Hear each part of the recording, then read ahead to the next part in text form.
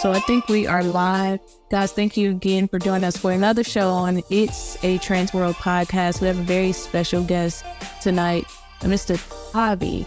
He's going to talk to us about a topic that I don't know much about, so I'm going to ask a lot of questions. But before we get started, I'm your host, Raquel. My co-host, Malik, he's going to go into current events and give a shout out to somebody in the community before we really get going tonight. Malik?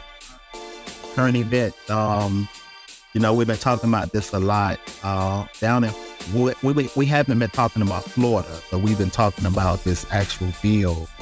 The bill in Florida is Senate Bill 254, which allows state courts to assert their authority over a custody agreement when a minor is receiving or is threatened with gender-affirming care.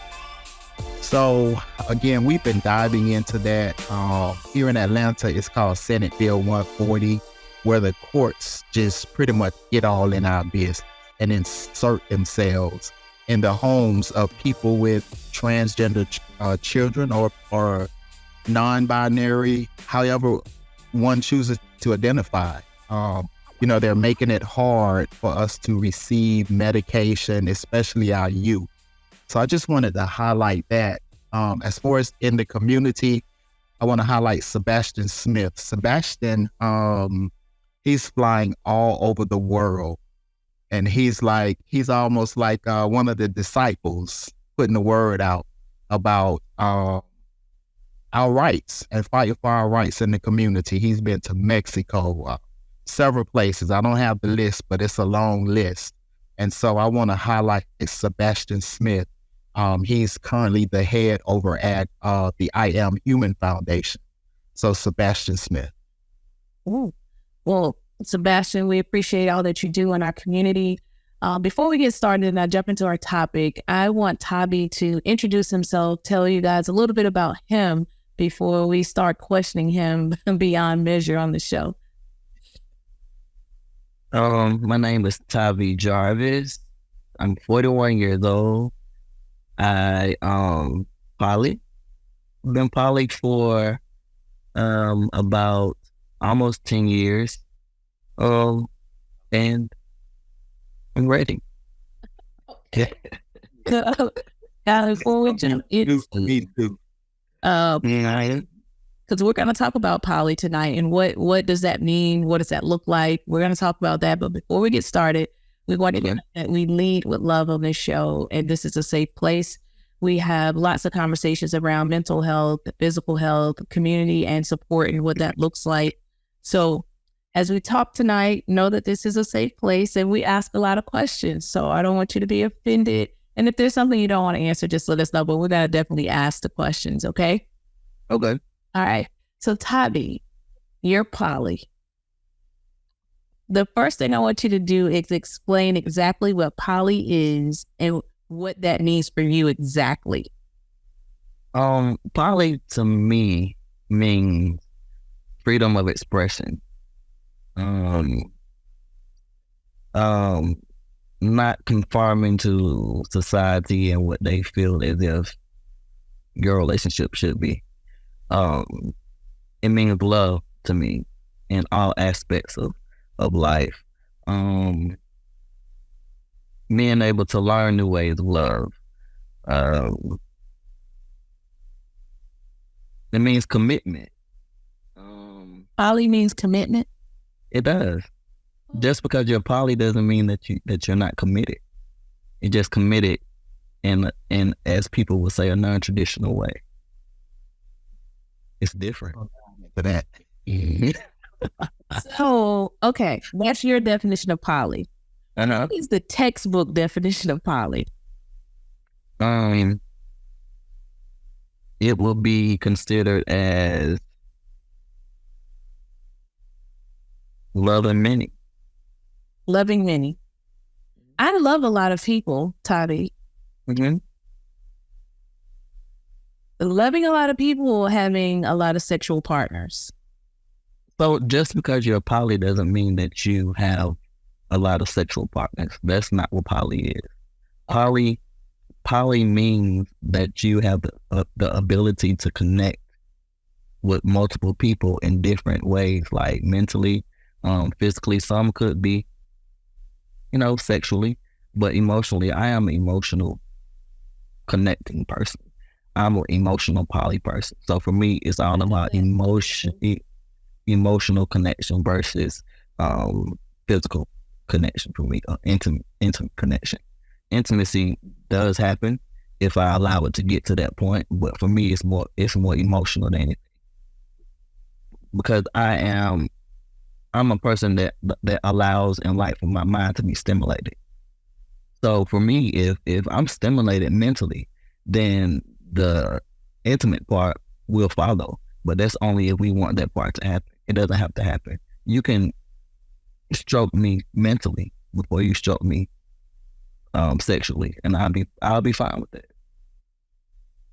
So, being poly, do you ever have a partner? I do have a partner.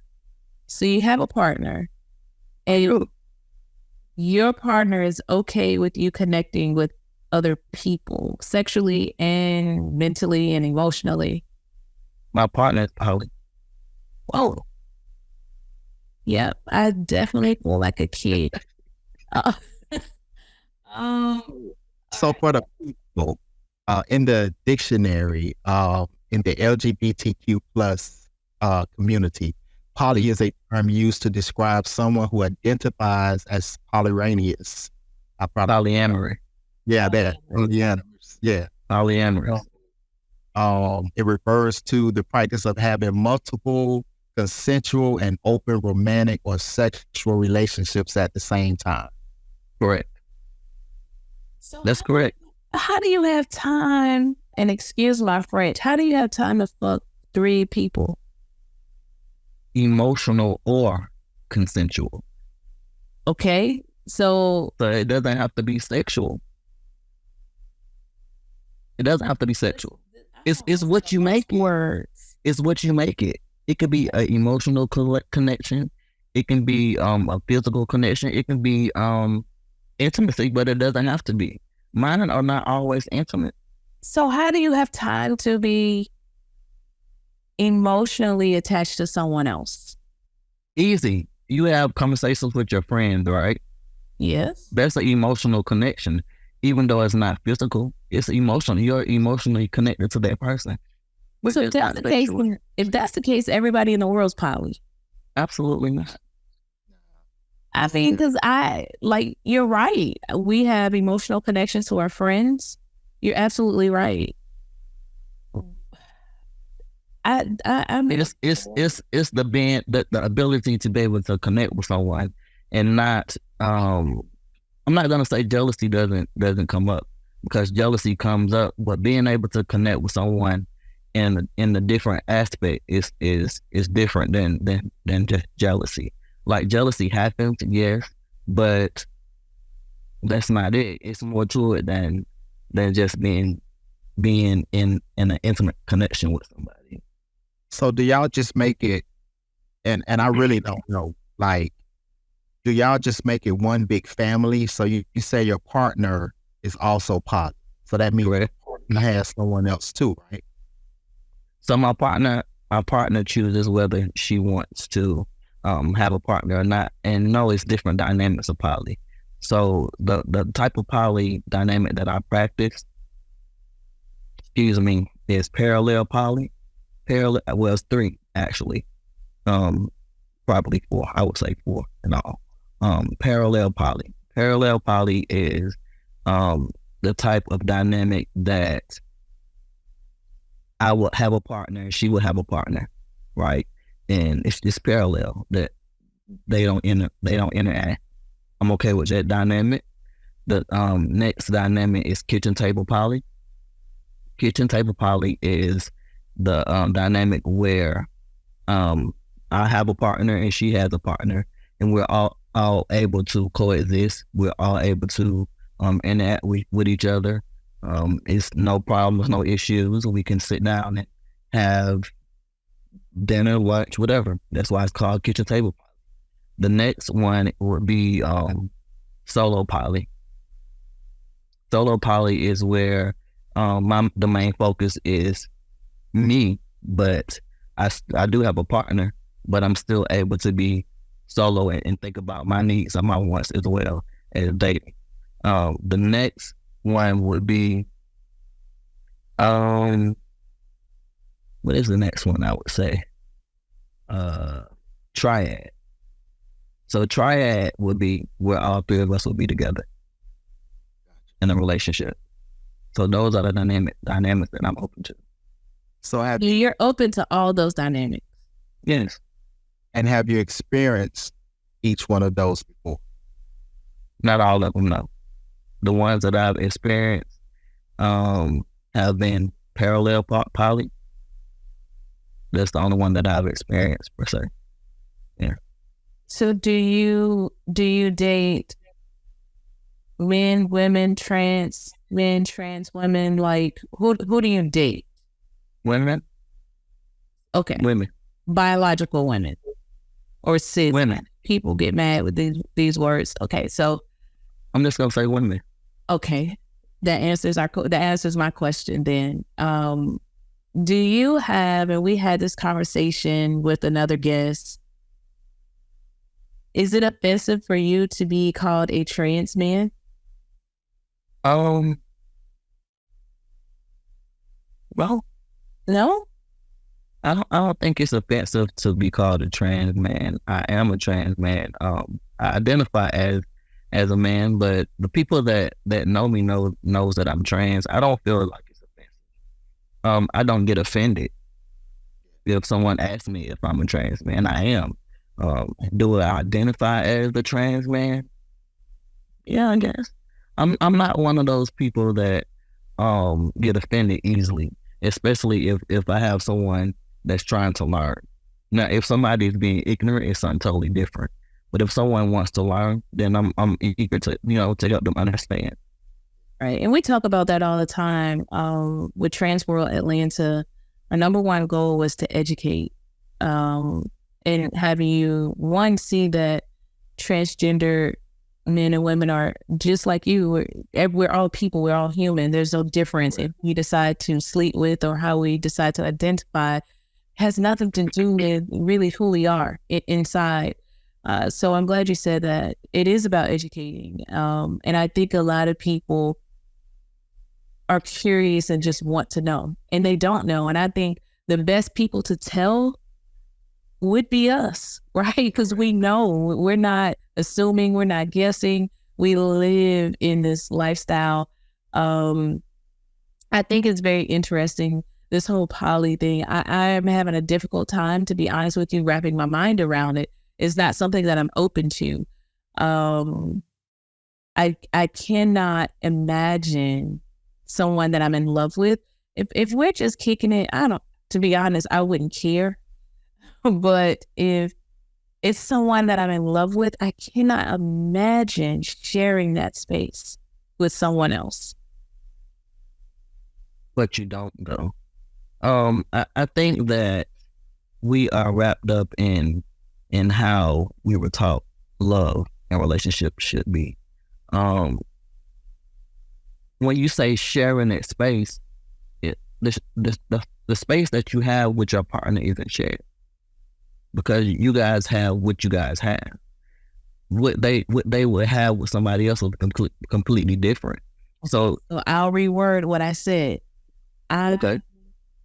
I am not okay with the person that I'm in love with sleeping with other people, having sexual encounters with other people, having an emotional affair with someone else.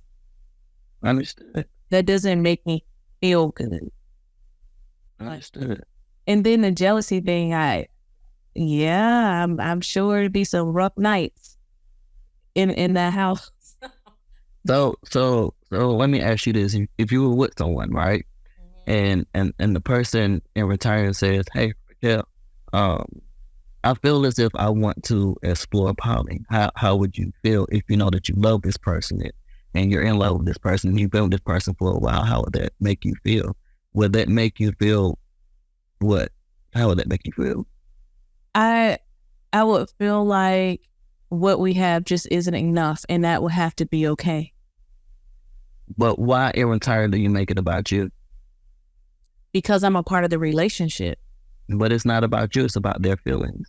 So why not try to understand why they feel the way that they feel? Instead, in return, making it about the relationship. It's not about the relationship. It's about how your partner or your mate feels in that moment. No, because you're still a part of the relationship. So whatever your partner does, it affects you.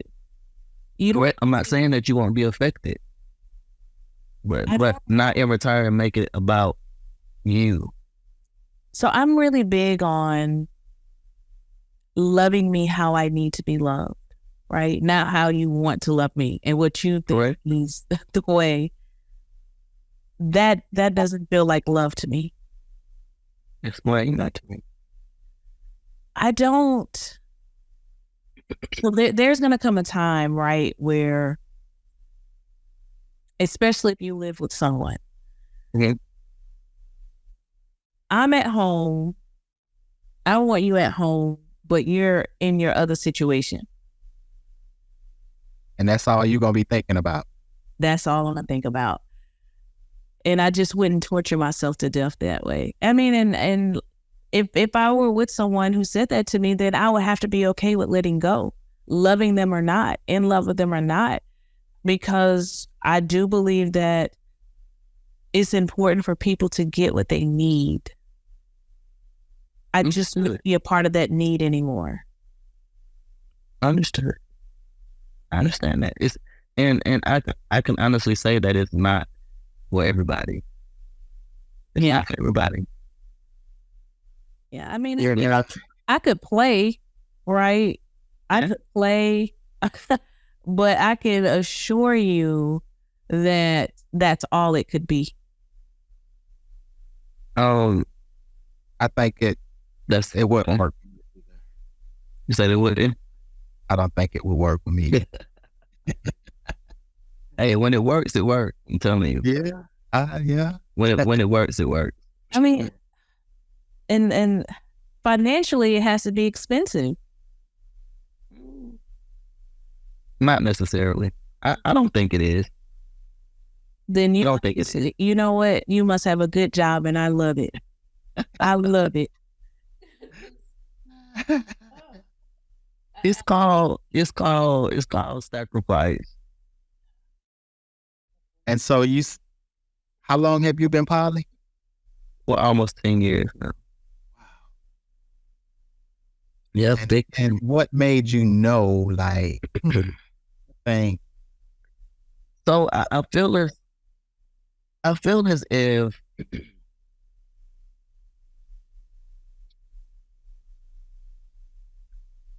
I've always been poly, right? I feel like I've always been poly. I just never knew what it was. I knew that I didn't fit into the category of monogamy. I knew that being monogamous wasn't for me. I knew that this was something that just didn't feel right to me. I was introduced to poly 2015, I think. I saw a documentary about poly, and I was like, wow, this sounds like me. Like, this is me. It sort of kind of feels like, you know, when I first transitioned and when I first read up on being trans, and I was just like, wow, this is what I was feeling. That's what every trans person has said that I've had a conversation with. When everybody has said that. Yes, to me it was the same. It was the same. It was just like, wow. Like, this is the word that I couldn't find. Like, this is the definition of who I am, and I can't not be who I am, regardless of how somebody may see me or how I may feel. You know, like, this is it. So I did my research and I started reading up on it, and I was just like, okay, this is who I am. And it took me a while to dibble and dabble for real in it, but I did it. It was like, whoever did not like it, I didn't care, because I felt free in that moment. And I wanted to experience everything that I could experience about it and see exactly what it was. And it's been 10 years. So where are you when it comes to your family? Your mom or dad is still alive? Do you have sisters and brothers? Do they accept you? Like, where are you with it? And in what world? In the trans world or the poly world? Which one? Oh, Hold on. So, like, what do you mean? Like your biological parents? Yeah, I was asking. He asked if they accepted me. I said, in what world? The trans world or the poly world? Because I want to know both. So, yes. Funny story. Probably about, I would say, 6 years ago. Between 6 to 10 years ago, I would always tell my mom, "Hey, mom, how do you feel if I transition? Mom, how do you feel?" "Oh, you're not gonna do that." Like, "Mom, I am. I think this is what I want to do. I feel like this is what I want to do." I will always say it to her. She'd be like, "Okay, I hear you." This went on for years, until it's been 2 years now that I've been on testosterone. So 2 years, yeah, it's been about 2 years. And when I finally said, "Hey, mom, I'm transitioning. I changed my name. I've done all this stuff," I didn't tell her all that until it happened. But I know my mom just, that's my world. She, let me go ahead and do this first, and then I'm gonna tell them. So I started testosterone, everything, and then she was like, "Oh my God." But now she's fine. She's fine. My dad is like, "Well, I'm just scared for you. That's all. Whatever you want to do. People out here are crazy. So that's my only fear." So it's scared easier for your dad than your mom? It's always been easy for my dad. My dad, when before I transitioned and I came out as a lesbian, we didn't talk about it. He was just like, "Okay." It's always been easy for him. It's always been harder for my mom. No, to my mom, "Oh, you're my little girl. You're my little girl." To my dad, it's just like, whatever. Are your parents together? my dad, like, we never talked about it. Never talked about me being gay, but he brought me all the 4-wheelers, dirt bikes. Like, now it's full circle. Like, yeah, I think I was this then. I just didn't know it. Yeah. Yeah.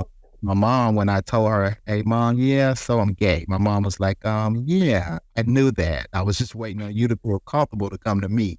That's what happened in that's what my mom said to me too. And this is the deal. Like, my dad, my mom bought me dirt bike, 4-wheeler, go-kart, basketball, volleyball, all the things. But I've always, I love being a girl. Like, I wouldn't want to be anything else. And I too, I played 2 sports in college. I lettered in 4 sports in high school. So being a tomboy does not just automatically qualify you and say, "Hey, this is who I was then," because I was a girl then, and certainly a lady now, right? Like, Absolutely. I never wanted to be a boy, ever, like, ever. Everything I did was boy. The clothes I wore, like, everything.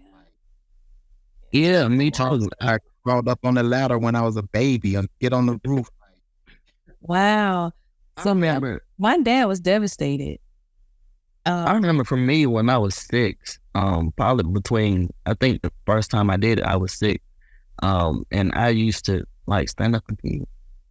I used to go in the bathroom and stand up and pee, and I'd be like, wow, like, I can really stop. Yes. Got much better now, huh? Yeah. I'm like, okay, I could do this. Okay, I could do this. Yeah, my dad was devastated, but my mom and my grandmother said, "Oh, we know. We've always known." My grandmother said the same for me. I was, besides my mom, my grandmother was the one too who I thought was going to give me a run for my money. My grandmother is 86, okay? And I just knew she was going to give me a run for my money, but when I told her, she was like, "Oh, I already know." I already knew that. I was just waiting for you. And then she says, oh, by the way, my best friend was a gay male. I said, okay. Hey, there you go. You in there. I said, well, I could have told you this a long time ago. Yeah. Especially the trans. I was like, oh, okay, I could have told you this a long time ago. So do your parents know that you're poly? They do. What do they say about that? My mom says, oh, I'm just like my dad. So your mom don't feel like, if you say that, does your mom feel like you're a whore? Like That's what does exactly what that means in older, later I don't know. terms. Right. Absolutely. That's what it means. In her terms, I'm sure it does. Yeah. Absolutely. Yeah. I know the truth. But I'm sure for her, yeah, she's in her 60s, so of course, to her, and monogamy has always been her path. So absolutely, she feels that way. But that's her story. That's not mine. You have sisters and brothers? I do. I have brothers and one sister. 3 brothers. They do. They call me bro. They call me they brother. So yeah. So have my nieces and nephews call me uncle. Have you had any bad experiences since you transitioned, whether it be at work or eating? Work, yes. I've had a lot of hiccups at work. So I was married, and I got a divorce because the hiccups I had with my ex-wife. When I first started transitioning, I had some problems and issues with her. And what made me really discover, even though I knew that divorce was something that I needed to do, but what made me just really say, okay, you know what, this is not what I need to be married to, was one day she told me, hey, we were having a argument, or we were having a little altercation, and she said, you'll never be a man. Oh, thank you for that. I appreciate that. So, but yes, definitely that relationship. And I've had things at work as well, yeah. We talked about on the show being privileged. Yeah. I'm a commissioner. I sit on the board for foster care review. I make decisions on what kids can go home, stay in foster care. I do a lot of community work in my hometown. People we know she's lesbian, but let's not ever have the conversation. Let's not talk about it. And the woman that I was married to, and I'll be soon divorced, she's a politician too.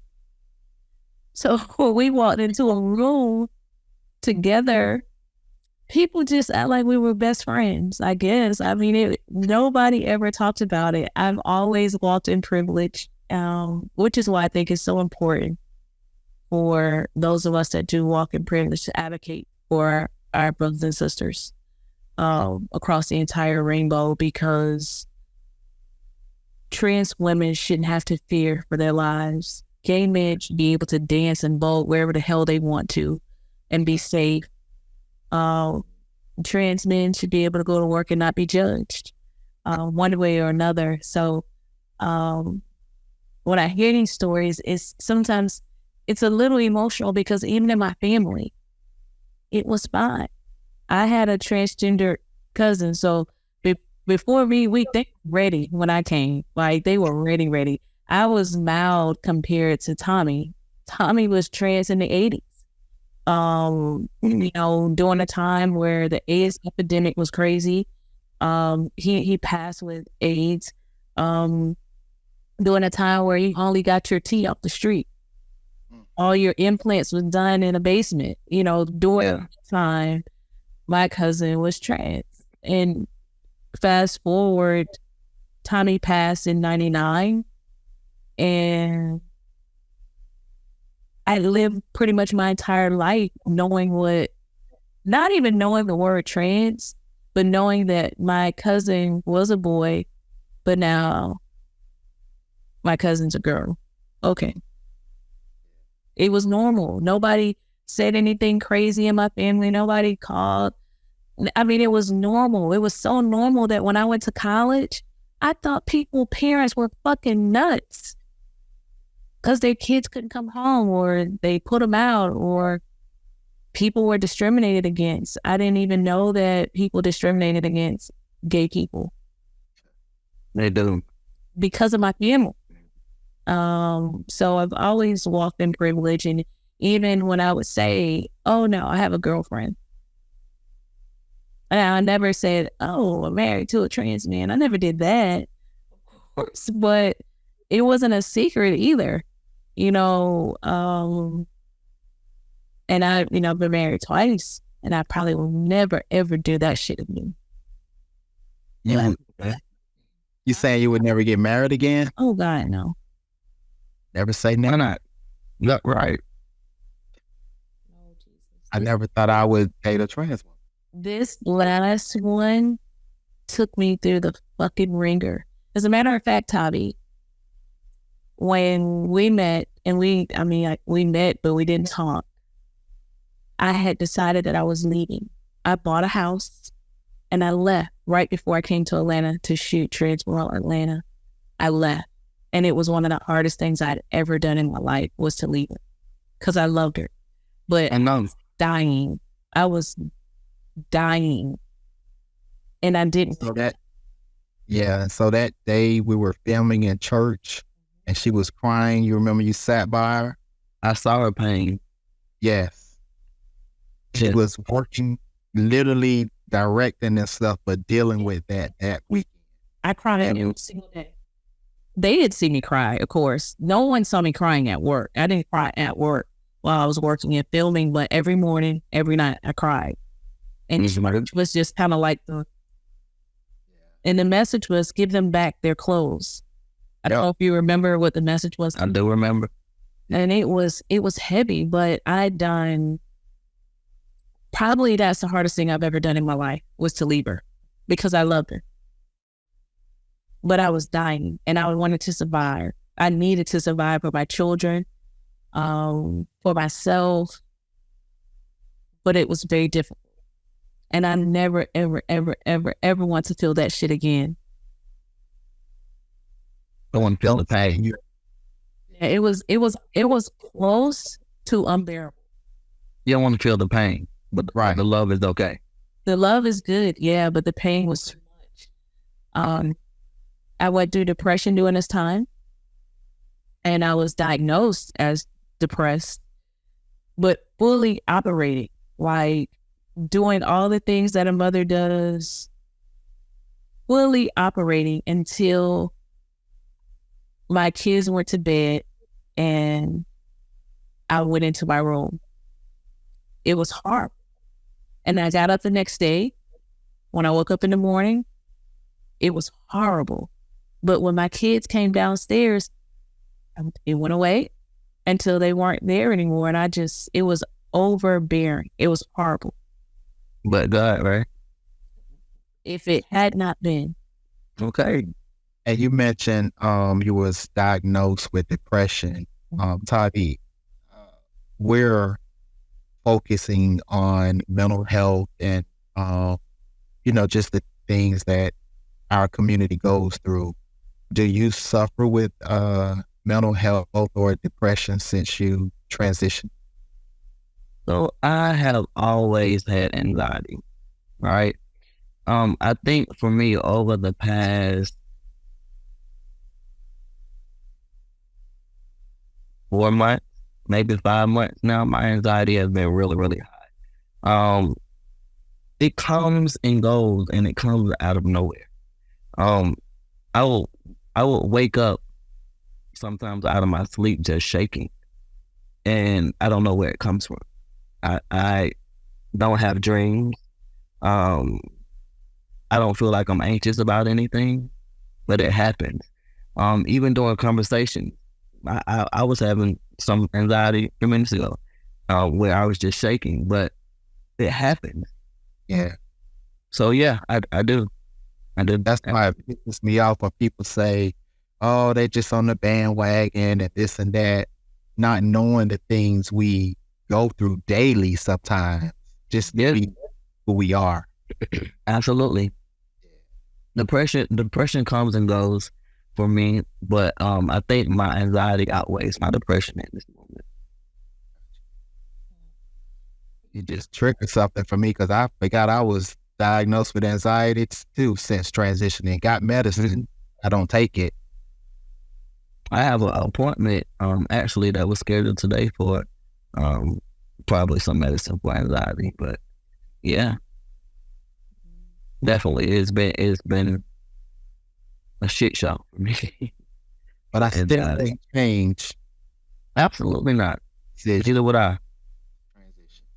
Neither would I. I don't know what the anxiety feels like. I don't know what that feels like because I've never really felt that, but the depression thing was certainly heavy. It's nice to be on the other side of it. It's nice not to be medicated anymore. But I remember it vividly. Like I can still feel everything I felt that day in church. I can feel it now if I allow myself to. It was the most difficult thing I've done as an adult was leaving her. I felt it. I felt it. I knew it. I knew something was up. So, but I'm proud of you. I'm proud of me. Okay. But I think survival is important. Like the first rule of life has to be self-preservation. Because you can't help anyone else if you're not okay. You can't, if I'm not okay, I couldn't take care of my kids, certainly, if I didn't get over that hump. And they weren't in a good situation either. But I tell you more than anything, and I don't know if it works like this for you too, but for me, I end up being very angry with myself. I wasn't angry with her. I wasn't angry with anyone other than myself. And that, my therapist said that's the worst thing, right? Because you can self-sabotage, you can beat yourself up, you can all these things. So for me, I was so angry with myself for allowing it to go on for so long, to be disrespected, to be, there was verbal abuse, mental abuse, emotional abuse. It was never physical, but I think a lot of times it goes unnoticed that you could be abused mentally, emotionally. Like those things happen and they weigh on you. And for a woman like myself, I don't have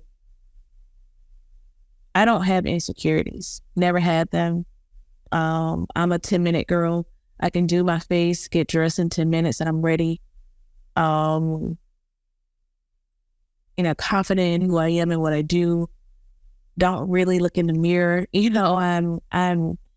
I was raised to feel good about who I am as a woman. And for the first time in my life, I had insecurities. Mm-hmm. And I mean, that should have been a red flag, of course, but when you love somebody, you endure as much as you can until you can't anymore. Yeah. Did you see a therapist? Yes. I went to a therapist. We actually were going to therapy together, and she walked out of therapy, and the therapist in that moment said to me, "You're going to be okay, but you have to make some decisions for yourself." And he and I, we worked through those things. We talked through them. He gave me some tools, of course. And none of that, therapy, medicine, it doesn't take away the hurt. Like, it doesn't take away you being heartbroken or grieving. You know, anytime I think you're in a relationship and it ends, you grieve, even if it needed to end, even if it was necessary for it to end, you still go through a grieving process. So going to therapy and taking the meds for depression, it did not take away the hurt. I had to, only time, that came with time. And, you know, I think I left in the last week of July, and then I came right to Atlanta to film. Yep. So how are y'all today? Are y'all friends? You know, we don't talk at all. But she told me, you know, if I left, if we got divorced, she said that'd be it. We wouldn't be friends. She told me that. So I'm not. You okay with that? Hmm? Are you okay with that? I think it's healthy.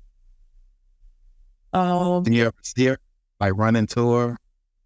I'm really intentional. I know where she is at all times because she is a very, very high profile person. So I kind of know where she is at all times because of her work. So I avoid going to places that we went to. I avoid going to the area that we lived in. I avoid all the things that was a part of my normal life then. So I'm very intentional about not running into her.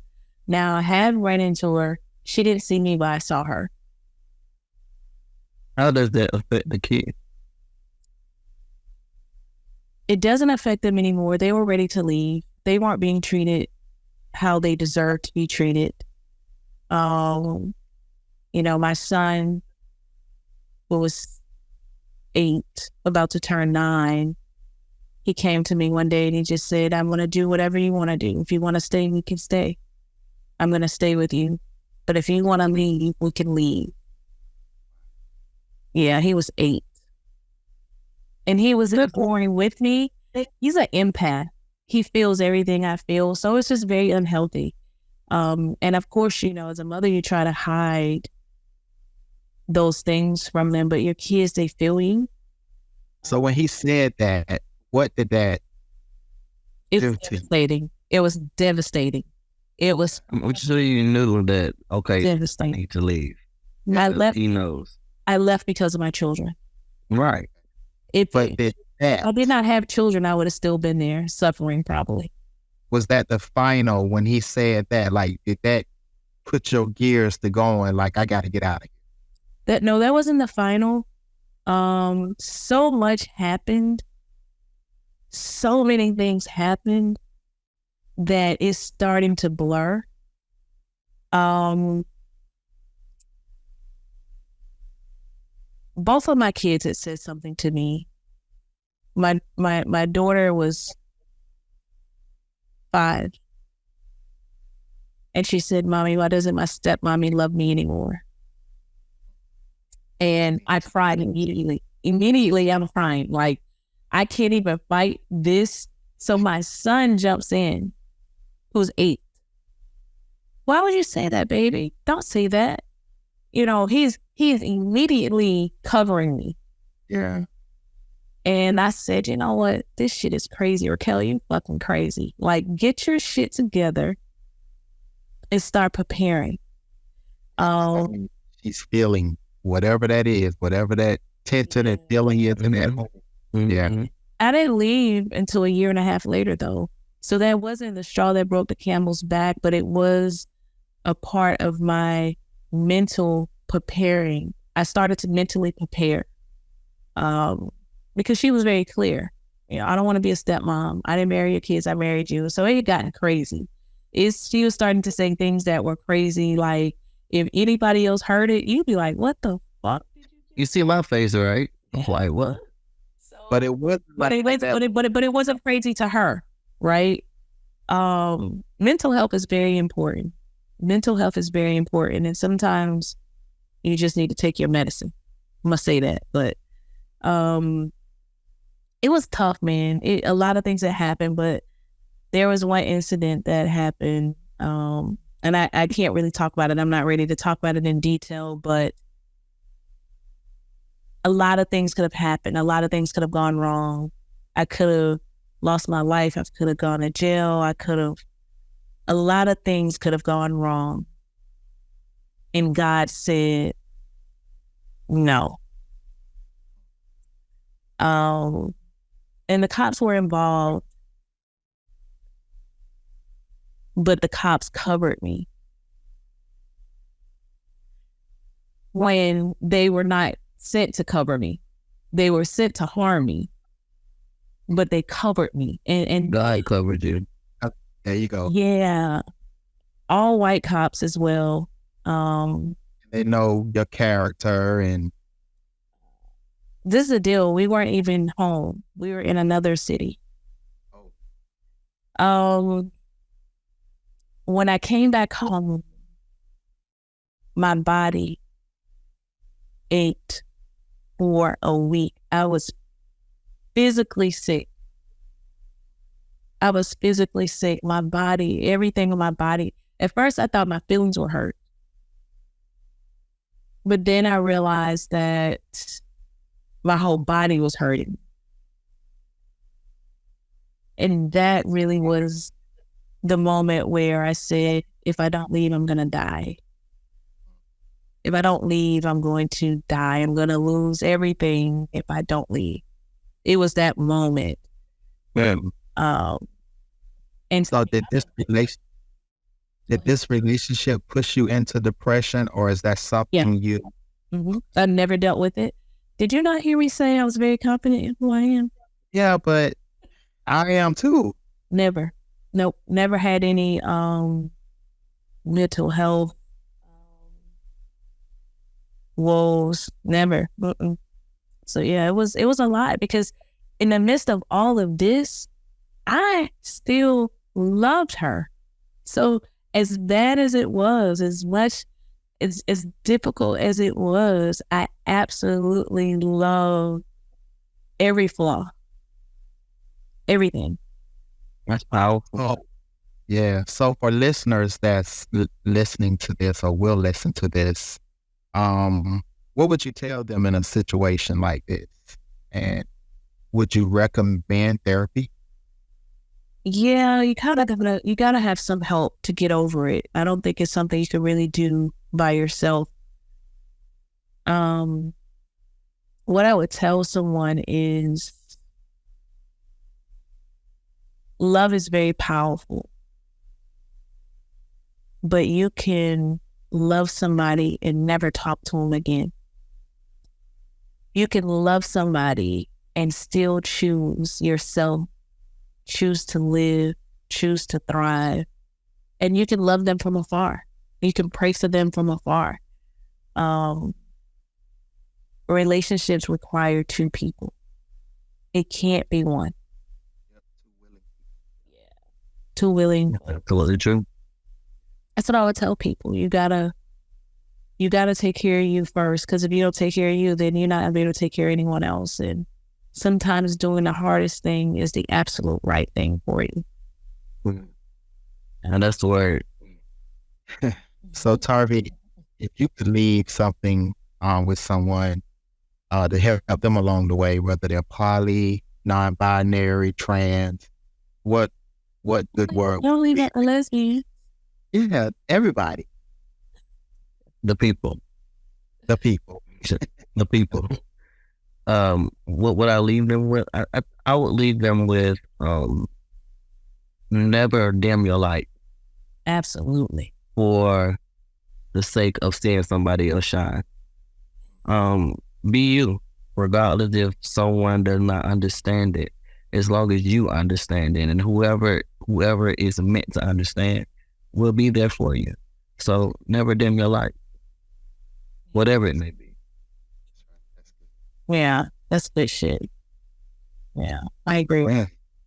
I agree with that. All right, guys. So that got a little heavy, and I did not expect to have this conversation tonight, although I figured we would have it at some point, but it wasn't my It was necessary. Yeah. I think it's because of our guests and how we met.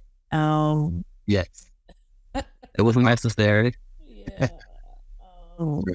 He gave me lots of tissue, by the way, guys. Lots of I tissue. did. He And the background. I was your support. I told you. Any way you need to be supported, I was there. If he said you do not have to go through it by yourself. I remember that. I'll never forget it. As a matter of fact, I was like, who says that? Who wants to walk through hell with somebody that they know? And I said I would. You did. Quick. You were very clear when you said it as well. As a matter of fact, Raquel said, and he would. She know. Say that. She know. That's right. Now, the second time I saw you, I was in much better shape by then. Yeah, but you didn't come to me, so I did my part.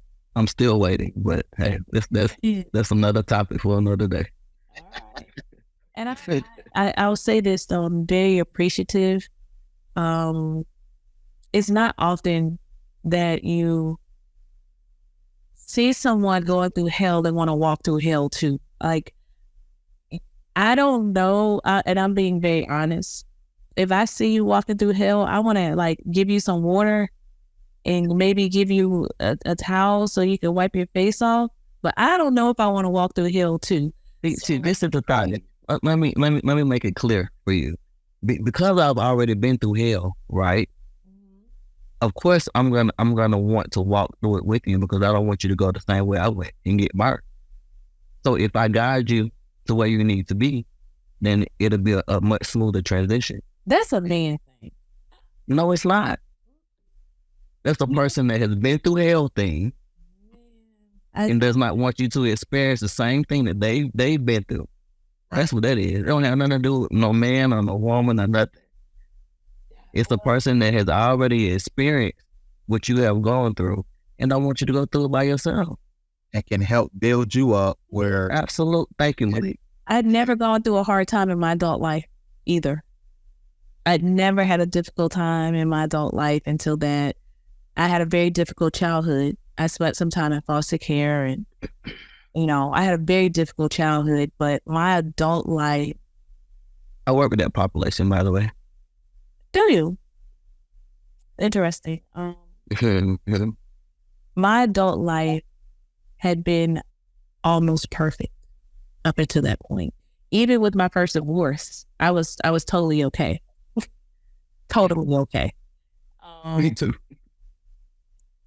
But it was the most difficult thing that I had to endure as an adult. I had a perfect adult life up until that point, really. So I do believe this, that I had to go through that because of what I'm about to walk into. Absolutely. I believe that firmly.